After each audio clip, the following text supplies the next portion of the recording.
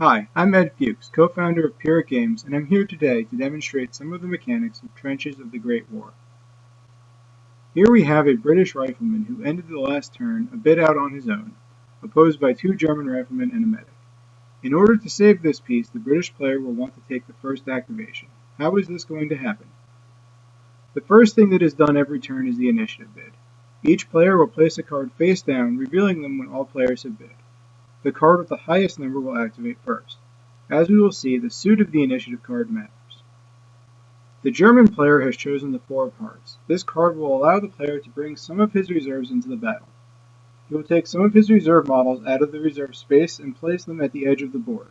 These models may be activated and can enter the trenches this turn. The British player has played the 9 of rifles. This card will make all of this player's attacks more likely to hit, and as this card has a higher value, the British player will act first.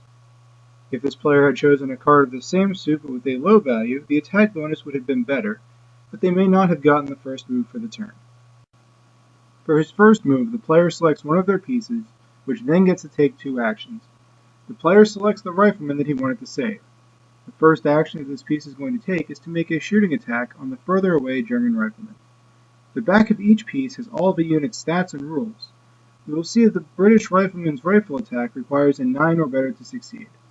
There are some other factors to consider here, though. The enemy piece is in the firing line of the trench and gets a cover bonus, adding 2 to the attack's target number.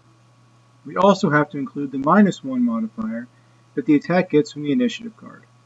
When the modifiers are accounted for, the attack will require a 10 or higher to be successful. The player flips over a card, a 3, which will not be a hit. The player then replaces the card with one from his hand, a 12. The attack is now a hit, and the target must now make a toughness check. The German player flips an 8, which is not the 11 that he needed to save the rifleman, which is now downed. We lay the model on its side and flip 3 blood counters next to it. At the end of each turn, one of these counters is lost. When the model runs out of counters, it is killed. Fortunately for this rifleman, there is a medic nearby who should have little trouble saving him with a first aid action. The second action the British rifleman will take is to move. When he moves into a space occupied by an enemy, it triggers a melee.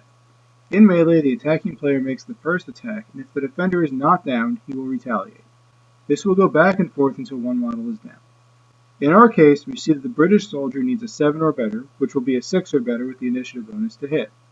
The player flips a 10. The German player checks toughness, flipping 13.